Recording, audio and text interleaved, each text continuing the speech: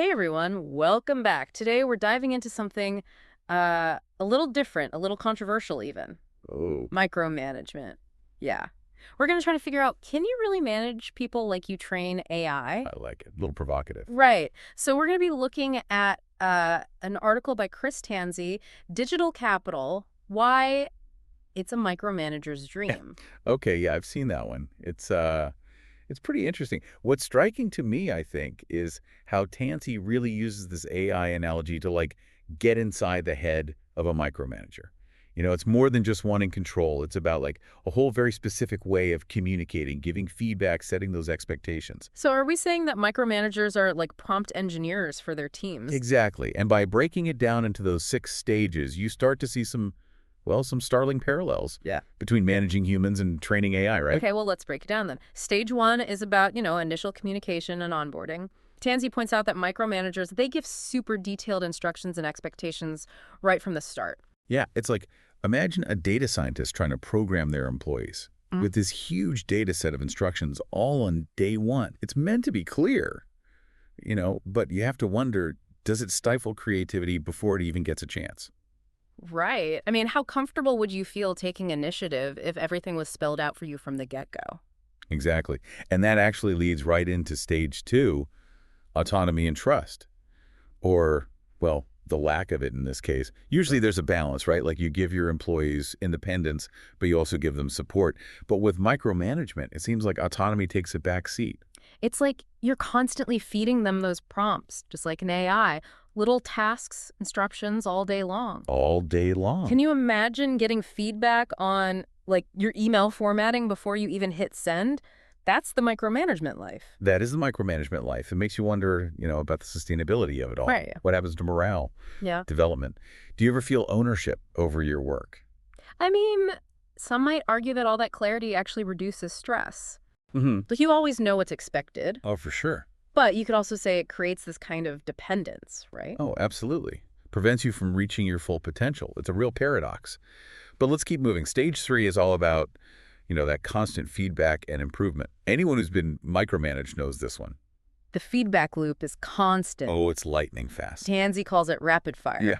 Every little deviation from the plan, addressed immediately. It's like they're constantly tweaking the prompt, trying to get that perfect output from their employee. It is. It's just like AI training. You adjust the input to get what you want. Mm-hmm. And on the one hand, maybe that means you learn faster, you're more consistent. Yeah. But on the other hand, do you ever become truly self-sufficient? Right.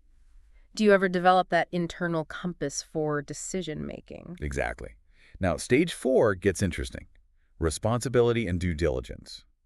Here, the burden on the manager, oh, it seems huge. Yeah, it's not just assigning tasks, it's like orchestrating every single step. Yeah. Like a conductor with a vice grip on the baton. Oh, yeah. Remember that whole data set and instruction manual we talked about? Mhm. They're detailing everything. Everything. The formatting, the email etiquette, you name it. Yeah. But is that really sustainable? It demands so much energy, so much attention to detail from the manager. And what happens if if the prompt engineer gets tired or makes a mistake? Exactly. Does the whole system fall apart? It's a good question to think about. Mm. Now, let's move on to stage five, managing expectations and deliverables. It's not just about what needs to be done, it's about, well, dictating how and when. Tansey talks about these like frequent mini deliverables, like Yeah. checking in constantly to make sure everything's aligned, just like you would with an AI prompt. Right. Imagine a chef, they tell you to bake a cake, but they also say exactly how much flour to use, how long to mix, the oven temperature, everything. There's no room for like interpretation or experimentation, None. So on the one hand, you eliminate ambiguity. which can be good. It can be good. But it seems like it would also make things super rigid, stifle creativity. Like you're training employees to follow a recipe and not become master chefs. That's a great point. Yeah. And that leads us to the final stage, adaptability and flexibility. It might seem a little counterintuitive. You'd think all that planning would make a team super adaptable. You would, Yeah. but Tansey says no. Uh, In a normal workplace, employees adapt as they go. But here, the manager dictates the adaptations. in real time. In real time, it's like they're constantly rewriting the AI prompt, even as the AI is trying to generate something. So who's really adapting? Seems like the employee might become less adaptable, more reliant on the manager. And then we're back to burnout. Burnout for everyone. If the manager is constantly on call, making adjustments, I mean, how could they not get stressed? It creates this pressure cooker for everyone. It does. The manager is constantly fine-tuning, the employee is waiting for the next prompt. And that might be efficient in the short term, but long term. Could really crush initiative, creativity. Yeah. It begs the question, does it really hinder flexibility and innovation down the line? Yeah, it's a real balancing act, isn't it? That constant fine-tuning, but also the potential for burnout. So where does that leave us? We've looked at these 6 stages of Tansey's framework, and it's clear micromanagement is, well, it's both interesting and kind of problematic. It feels like we've opened up more questions than answers, honestly. Oh, that's the beauty of a deep dive. Challenging assumptions, exploring nuances. But I think this AI analogy really helps us see the core mechanics of micromanagement, right? It's that emphasis on precision in communication, the feedback loops, and just that meticulous control over everything. You're right. But as we said, there are trade-offs. So big picture, what are the upsides and downsides to this management style? Like, what are we actually getting when a manager treats their team like a prompt engineer? Okay, so benefits. One clear advantage is precision. With all those specific instructions, the constant feedback, the manager ensures things are done, well, exactly as they envision it. It's like fine-tuning that AI prompt to get the exact output you want. No room for misinterpretation. It's like a well-oiled machine, every cog in its place.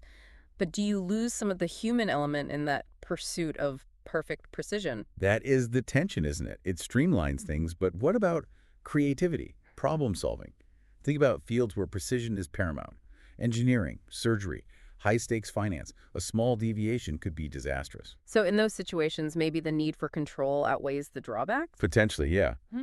But then is it harder to adapt, to come up with those innovative solutions? That's a point. Another potential benefit, though, is speed. By removing ambiguity, giving clear instructions, micromanagement can actually make learning faster for new employees. Speed up those tasks. It's like giving an AI a super targeted data set. It can learn so much quicker than if it had to sort through tons of unorganized information. Like a shortcut to mastery. But what are we sacrificing for that speed? Are we limiting the employee's ability to, think for themselves? It is a trade-off, yeah. Mm-hmm. Short-term efficiency maybe, but long-term, what about growth, development? Okay, but let's look at the other side. What are the downsides to this hyper-focused prompt engineering style? Well, we've talked about burnout, but I'm also thinking about, how it impacts creativity, innovation. What do you think? Yeah, one of the biggest drawbacks is that it might actually stifle those things. If you're always being told what to do, how to do it, there's no room for thinking outside the box. Right. No experimenting. It's like that you're training them to be robots. Predictable output, but at what cost? And that lack of autonomy can really impact morale, motivation. If you feel like a cog in a machine just following orders, are you going to be engaged, passionate? And then it impacts their development, too. If you're not challenged to solve problems on your own, you don't develop those skills. So it's short-term gain, but at the expense of long-term potential. Yeah, exactly. And of course, there's the burnout we talked about. For the manager, for the employee, this constant back and forth, prompting, responding, it could be so draining. A real pressure cooker. The manager is on edge, watching everything, making adjustments. The employee is pressured to meet those expectations, no matter how small. And that can lead to, mistakes, resentment. It can damage that relationship between the manager and employee. Absolutely. So we see micromanagement as a bit of a paradox. Precision, speed, efficiency on one hand. But on the other, you might be stifling creativity, crushing morale, and burning everyone out. How do we even know when it's appropriate, when it's going to backfire? Is there a magic formula? I wish. It really depends. The context, the type of work, the people involved, so many factors. So many. But there are some guidelines. For instance, if the work is very technical, needs to be super accurate, has a steep learning curve, then maybe a more directive, a micromanagement style, could be beneficial. At least at the beginning. Like training a surgeon. Exactly. You wouldn't want to give a brand new surgeon too much autonomy too early on, right? You start with close supervision, then you give more independence as they gain experience and confidence. Finding that sweet spot, the right balance between control and autonomy. And it probably changes as the person grows, the situation changes, right? Oh, absolutely. And that's where the true skill of management comes in. Reading the situation, understanding the individual, and adapting your approach to fit. It's a dance, but it's an important one if you want a team that's, high performing and engaged. And I think that's where the AI analogy, as useful as it is, starts to break down. Humans are not AI, right? We're Yeah. not just inputs and outputs. We have our own thoughts, feelings, motivation. Not just lines of code. Exactly. So even when a more directive approach might be useful, it's so important to also have open communication, feedback, collaboration. Treat people like people. Yes. Respect their individuality, their creativity, their potential to contribute beyond just following instructions. That's a great point. And it's a good segue into our next segment where we can talk about some alternative approaches to management. Yeah, how do they compare to this micromanagement style we've been talking about? And what does it all mean in a world where, AI is playing a bigger and bigger role? Okay, so we've spent a lot of time really dissecting this whole micromanagement thing. We have. But as we've seen, it's not always the ideal way to lead a team, especially if you're aiming for creativity, innovation. So what are some other ways to I mean, there's going to be more than one way to lead, right? Oh, absolutely. There are Yeah, tons of different management styles out there. It's like a buffet, each with its own unique flavor.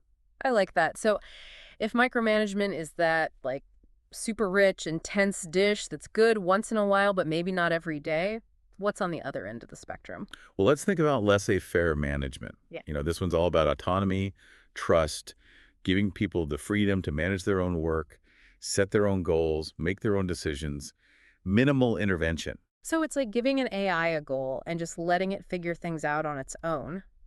But wouldn't that be kind of chaotic? Yeah, things could definitely go off the rails. If there aren't clear guidelines, regular feedback, people might miss deadlines, the work might not align with the overall goals. It's like letting an AI run wild with no constraints. You might get something interesting, but you might also just get a bunch of noise. So it takes a lot of trust in your team and maybe a high tolerance for a little bit of messiness. You got it. Yeah. It's not for everyone, and it definitely depends on the project, the team. You need a group of really self-directed, motivated individuals for it to work. Okay, so that's one extreme. We've got laissez-faire on one end, micromanagement on the other.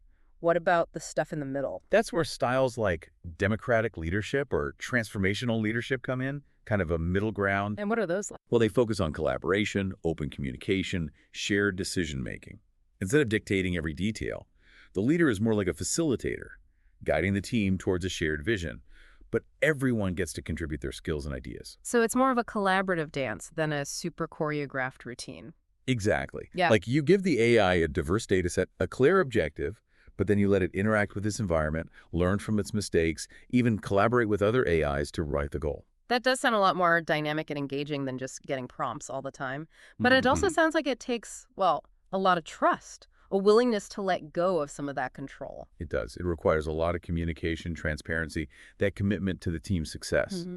It might not always be the most efficient or straightforward way, but it can lead to some really amazing innovation Yeah. and a really strong team bond.